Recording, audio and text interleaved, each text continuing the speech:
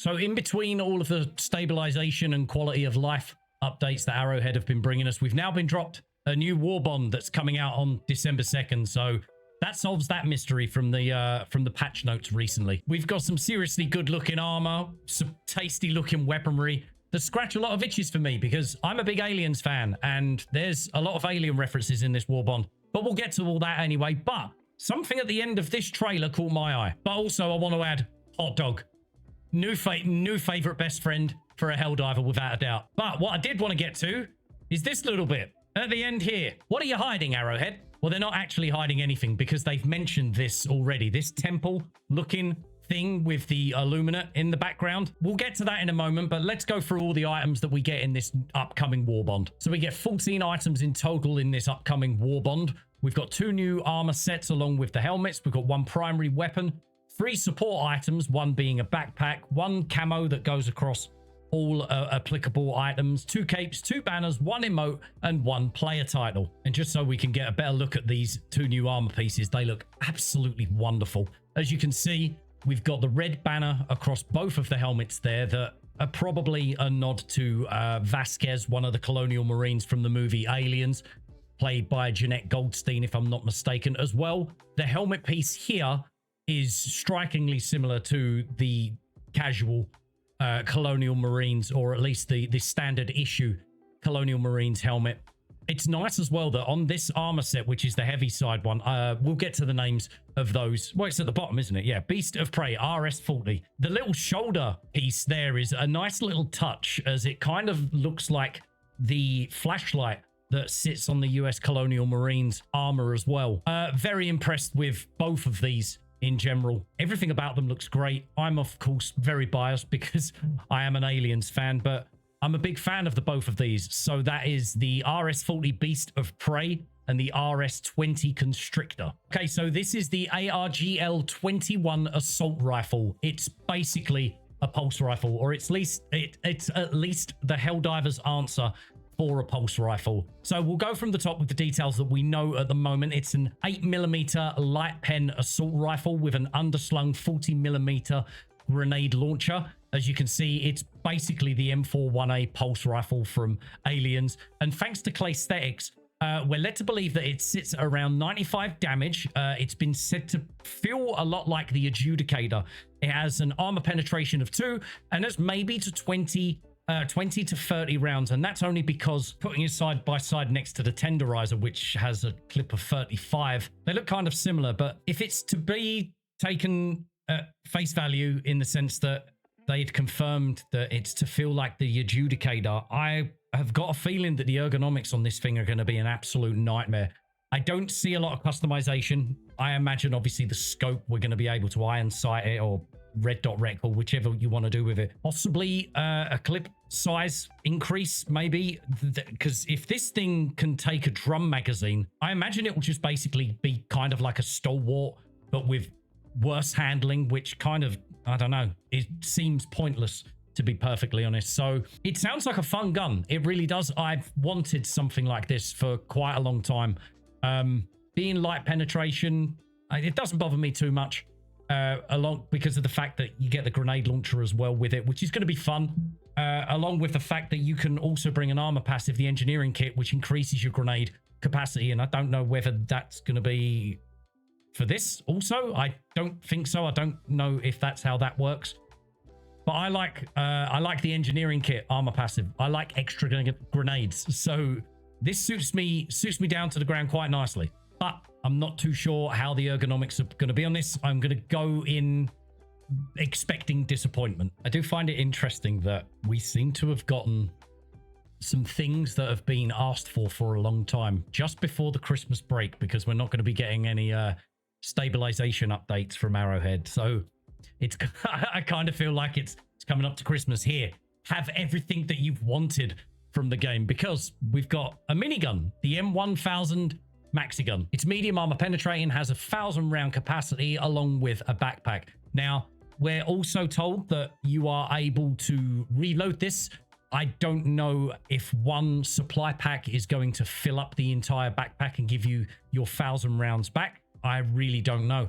But what's interesting about this is throughout the trailer, we noticed that the Helldiver firing this is in a particular stance. So realistically, we probably have to assume that this thing is going to give you some serious kickback. And that's when I think the armor passive is going to come in. But we'll get to that soon, because each time we're seeing this Helldiver firing this minigun, he's not moving and he's planting himself into the ground. So this kind of makes me feel like that if you're going to be using this minigun without a particular armor passive, you're going to be ragdolling everywhere. It'd be funny if you could fire it and fly around like a Looney Tune, you know, but I don't think, as stupid as some mechanics are in this game, I don't think that they would allow that, because that would be quite funny.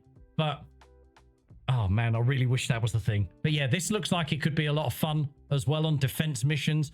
I don't think you're going to be very mobile using it, but that's not to say it's not going to be super effective. And I feel like this is going to be pretty good for people that are running themselves heavy loadouts or like heavy builds, you know, when it comes to the customization of loadouts for Helldivers. Something we've always wanted. It's probably scratched a lot of itches for people. Looking forward to using it. So the Defoliation tool, which is the Helldiver's answer to the chainsword, is a medium penetrating melee that, as you continuously grind against an enemy, builds up damage and then turns into heavy armor penetrating. I'm not a person that uses melee at all, ever. It's not really of interest to me, but I know that there's a few people in the community here that are definitely going to be using it. I don't like the idea of using a close quarters combat melee weapon to grind against an enemy as it builds up damage. I mean, it kind of just sounds a little bit gimmicky, in my opinion, because unless this thing is actively stunning the enemy as you're trying to slice through them, I don't think it's going to really help being that close to the enemy if it's taking that time to grind against them and build up damage. But then that doesn't, we don't exactly know what the damage output is in general, but I don't think it's going to be that bad. But are you going to be able to use it against, say, like a charger or something like that? Because that would be interesting. I don't know. I'm kind of, I'm actually convincing myself to give it a go now. But on the outs, from a first time introduction to it, and from what I've read, it doesn't sound like I would ever use it. But now I'm kind of curious, just from experimentation reasons, you know. Other than the ARGL-21 assault rifle, the AXFLAM-75 or Axe Flam Guard Dog Hot Dog is what's piqued my interest in this Warbond, because I love backpack support things. I love the guard dogs. It's going to be nice to not be set on fire when using flame-based weaponry, because I feel like that was a big problem, or is still kind of a big problem in Helldivers, is when you're using flamethrowers, it's very easy to set yourself on fire somehow. I don't understand exactly how, because in most other games, the user never really sets themselves on fire. But this is going to be really nice because I like using fire damage. I like support guard dogs because they act like UAVs for you. They come in clutch all the time. Fire damage is kind of okay at the moment, as they nerfed things a little bit recently, but also being able to stay out of the way of this thing. You can keep an eye on it. We're told it's basically a mobile torture, which is perfectly fine to me. That thing works great when you use it. I enjoy using guard dogs. So yeah, very much looking forward to this. This one is a W from me. I thought I'd go through these cosmetic based ones very, very quickly. You can see on the back here as well that the armor that I was talking about earlier that shows the little kind of like the flashlight that you see in the Colonial Marines, it's symmetrical. So there is one on the other side. The bandanas look great along the top.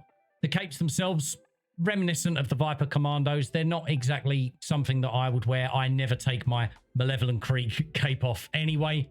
The banners, more or less the same. Not something that really piques my interest. Got the press up, front leaning rest position emo, along with the Python. I can't get this over for some reason. Other than the Python Commando. Why can't I get that? Let's go here. There we go. No, maybe not. Here we are. Let's move it over. And the player title there. The Python Commando. But, oh, I nearly forgot the patterns across all the vehicles. Hellpod, Shuttle, Exosuit, FRV, you know. And so with regards to the armor passive, it's known as Rock Solid, and it reads, Helldivers more steadfast against staggering and ragdolling attacks. Now that makes me curious as to what exactly that entails. Is that a complete resistance to all staggering and ragdolling? as that feels like something that I think everybody would probably wear, because even though they fixed the ragdolling to some degree, it's still an absolute nuisance in my opinion. And if there's an armor passive that stops me ragdolling from like explosions and even like getting hit by enemies, I'm going to wear that all the time. There's not much to learn about it at the moment other than the fact that what I've read to you is exactly what we have available. And so that brings us to the conclusion of the items that we find in the Premium Warbond Python Commandos, but I want to look into the detail at the end of the trailer. Now we're introduced to this cool looking backdrop. In the background here, we've got Illuminate lingering, and we've also got somewhat, does that make a difference? A somewhat temple-like structure here on the right. I'm being led to believe that come December 2nd, we're going to get the Warbond drop, and we're also going to be introduced to a new biome. I say this because sometimes these little things go unnoticed from a lot of people, but I remember this being mentioned a while back, and it stood out to me because it seemed kind of relevant with pop culture. It was at the time, I think, where they were talking about something being found underneath the Sphinx or something like that. In real life, I'm talking at the moment. And I remember there was it's like those pylon pyramid things or whatnot. I don't know. It was in the back of my mind, and this stuck out because it was kind of a similar situation. But let me read it to you here. Hidden deep within the isolated lowlands of Zia Riagosa lie the long-buried remnants of the ancient Illuminate Empire, their once radiant architecture now reduced to silent monoliths and fractured spires. And it was the spires that caught my attention because of the geographic photograph or the LiDAR photograph that was happening in real life about those pylons that were being found underneath the pyramid and the Sphinx, if I remember correctly. This is why this stood out to me. Teams from the Ministry of Science labor to unearth and interpret these spectral halls, their instruments flickering with readings of anomalous energy signatures, eerily resonant with those observed around the Meridian Singularity. Whispers among the excavation crew speak of faint lights that shimmer between the stones at dusk, echoes perhaps of the Illuminate's lost mastery over the unseen autocratic forces that once bound their illegitimate empire together. So what I think we are seeing there, which is clearly an example of ancient ruins, an empire of some sort, monolithic structures, as we will see here. I don't know. Let me just also add, as of recording this too, the interest of the Zia Riagosa planet has skyrocketed. I don't think there's a major order going on there at the moment. There isn't. It's just defend against 8 attacks. There's only 7,000 divers right now in Illuminate territory. And I don't know. People are curious, it seems. Because now I'm curious to go to that planet and to start looking at like iPads on the floor that you can find of like data pads, excuse me, because there's probably lore going to be written on there. So I think I'm probably actually going to end up looking myself. But yeah, December 2nd, biome, cave system, possibly. I don't know. But it looks like it's going to get interesting. As well, before I go at the end of this video, I just want to say thank you for the massive influx of new subscribers on the channel. It's been a long time. It's been a very long time since I've hit a milestone, but we've recently hit 33,000, I think, at the big end of last week. And already I think we're on the way to 100 or 33,100 at this point. I couldn't be more thankful. Sorry it's taken me a little while to get anything new out. I've been a bit sick recently, but if you've got this far, I hope you've enjoyed this video. I know that these breakdowns aren't as intricate and detailed as many of the Helldivers content creators out there, but I'm a casual diver and I like to keep things, I don't know, on a kind of more or less surface level with information here. I hope you've enjoyed this video. Sorry it's taken so long to get out. It's getting quite late where I am. Like, subscribe, comment if you've enjoyed it. Again, if you're a new subscriber, thanks for being here, and I guess I'll see you in the next stream or the next video. Don't know when that is, so whack a bell on as well. See you later, bye.